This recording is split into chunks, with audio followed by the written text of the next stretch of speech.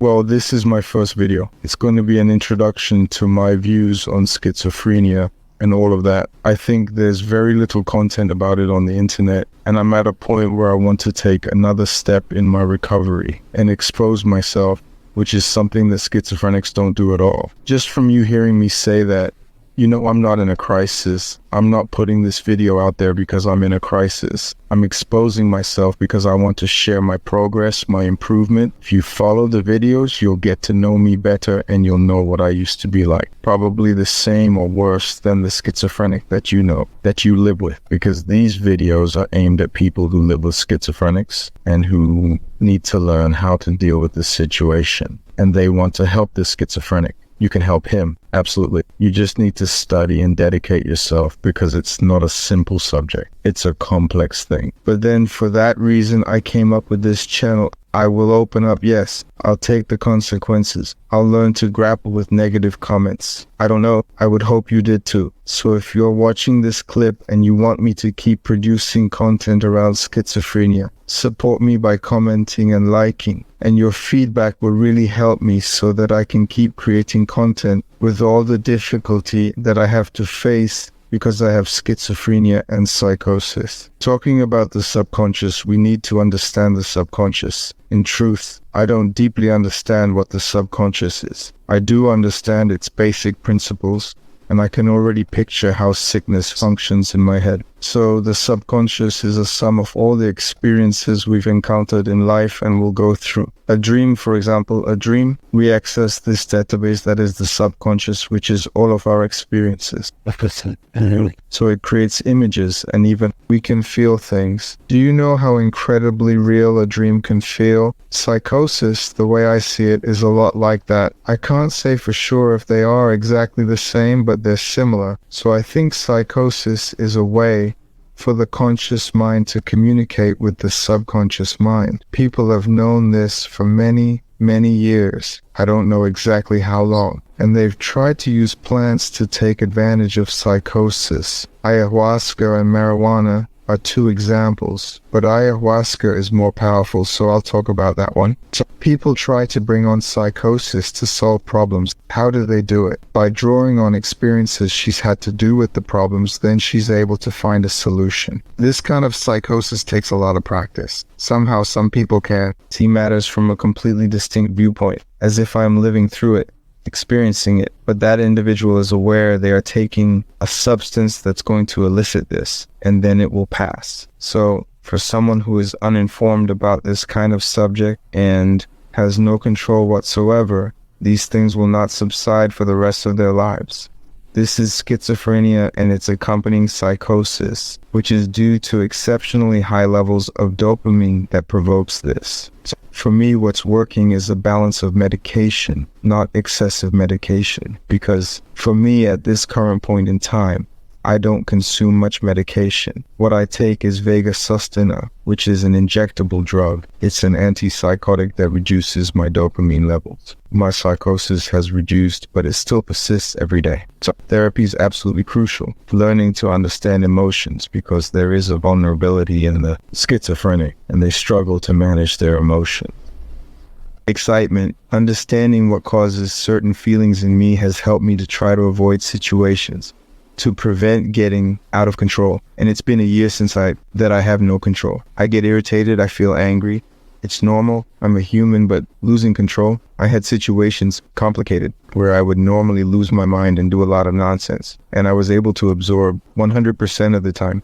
It's been a year that improvement. So I'm going to talk everything I did, the whole process, everything I had to develop, all the skills I had to develop to improve, because there's no cure that will make the person you love who is doing all of this, which I imagine he's doing. He's not going to take a pill and he's not going to be cured. That's not how it works. Go through a lot of bad things until he can learn the necessary skills. Now you need to decide if you're willing to dedicate yourself dedicate a lot to help this person. So it's going to be an easy task. You're going to want to give up many times, and usually everyone gives up. In my case, everyone gave up. At this point, I can't say I have any close friends, at least. There are people who like me, yes, but they're few. But usually. So I didn't have a person to commit to. I found a person, in fact, and I'm going to talk a lot about this. I'm not going to say her name right now because she hasn't given me permission to say her name yet. But if she gives me permission, without a doubt, I'll talk a lot about it and show how the support of another person and what type of support helps. So all of this is going to be discussed. This video is going to be long, but I need to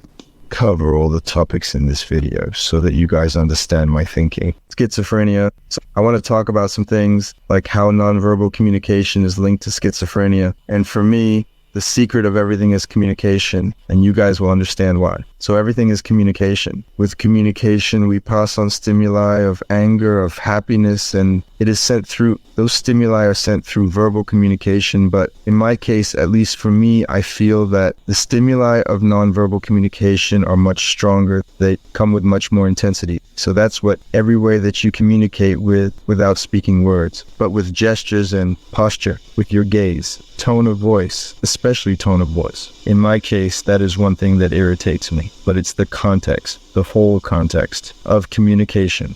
You want to help a schizophrenic, you want to live with him, you and him. You're going to have to learn about nonverbal communication. Understand that topic well. And one important thing also is to learn how to express yourself.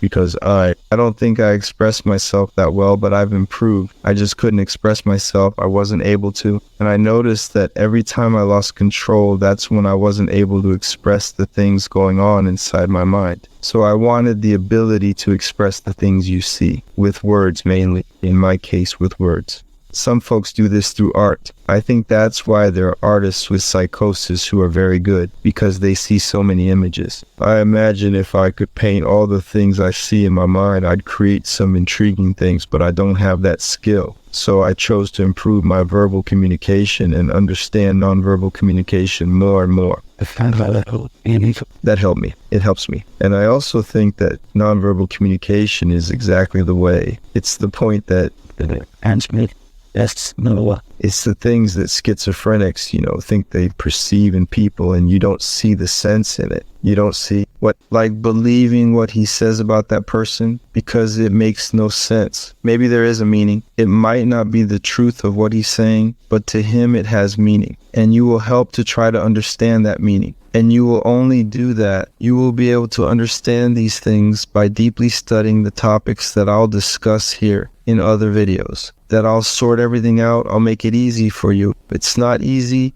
because if you want to learn, you will have to try hard. You will have to study a lot. And I'm saying that's the only way. The other way is for you to dope the schizophrenic that you love, drug him, and stick him in a corner. And be satisfied that he's not causing a problem at that moment, but eventually he will because he can't cope. If you want to solve it, study hard. Develop a skill. You need it, you and him. In my case, no one developed the skill to help me. I developed these skills for myself.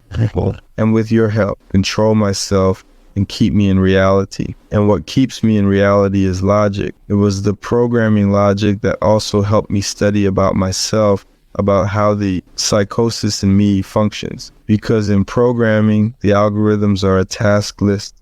We have to learn exactly what each thing does and write it in the code. So I began to imagine, I started using my psychosis, which is, for me, a way to solve problems when you direct it the right way. So I use psychosis to visualize how things occur when I get angry, when I do specific things. Since I learned programming logic, since I developed this skill, I began to absorb more things about myself, to learn from observing. And therapy is what directs me. I can't live without therapy anymore. And I was against therapy. I didn't even consider the idea of doing it. I tried many times and gave up. I had bad experiences. I'll talk in other videos about experiences with other psychoses. But I was fortunate during a hospitalization. I met a psychologist. Actually, I'm not even sure if I can mention her name, so I don't want to speak their name yet. If they give permission, I'll mention it.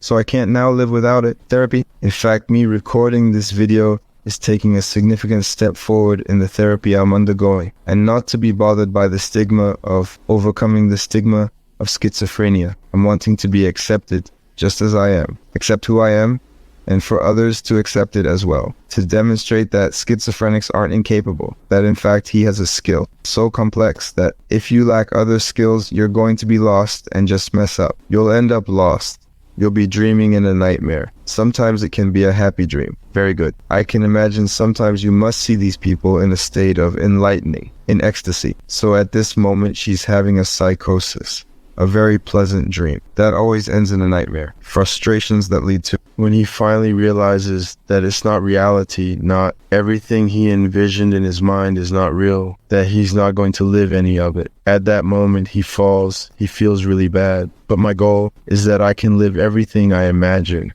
that I want to live, and that other schizophrenics can also achieve just that, live. This video is going to be long, very long, because I have a lot of topics to talk about, but I believe that if you're living with a schizophrenic who imagines everything you're experiencing, you'll want to watch this video, despite it being long. And I think that if there are people who understand, who can solve more about psychosis, it's schizophrenics themselves, more than doctors and psychologists, because we feel we have a lot of material, our unconscious in our database, many experiences, many feelings to analyze. I'm going to tell you all about it. So the more schizophrenics can control themselves and dedicate themselves to understanding more about schizophrenia, the farther we'll go. Well, science doesn't have a cure yet. In fact, if there was a cure, I wouldn't want it. Really, I think it's a privilege to see the things that I see, to see my thoughts in such a real way. Really, these voices that I have in my head, maybe I'd followed those voices before, but now I don't know. There are 3 consciousnesses inside my mind. One that just talks crap, that shows me the worst in everybody and in myself, and one other that tells me good things. And there's me in the middle, that I'm the one who gets the final say on what I'll do or not. So I'm working on the skill of questioning what the voices are saying, making decisions. Sometimes I make decisions based on these voices, but only because I deemed it made sense. Or if I feel something doesn't make sense, I ignore it. For example, I walk every day with my mom. My mom was a strategy to walk, to get out of the house because I couldn't do anything. I walk every day with my mom and I have to fight. No, it's not fight anymore. It used to be fight. Now I control it better. But I still have to make an effort not to jump in front of a car. Every passing car, I have to think and make an effort not to jump in front of the car. So that's just one example. Every day I have to deal with many other stimuli, with emotions and images and negative things. So the skill I'm developing now is to ignore and accept that I'll live like this forever. If you like this video, subscribe. Well, I recommend that you activate the notification, the little bell like it. Give it a like, which is a way to reach more people with this video. And there will be a lot more content, and I will be doing challenges of things that I can't do. Like today, for example, I have to go to the dentist and I'm going alone, and I will be filming the entire process. And every day I leave home, I'm going to do things that are very hard for me, which are things that I'm going to have to overcome. And you guys are going to be able to follow this in the videos that I'm going to post every day. That's it.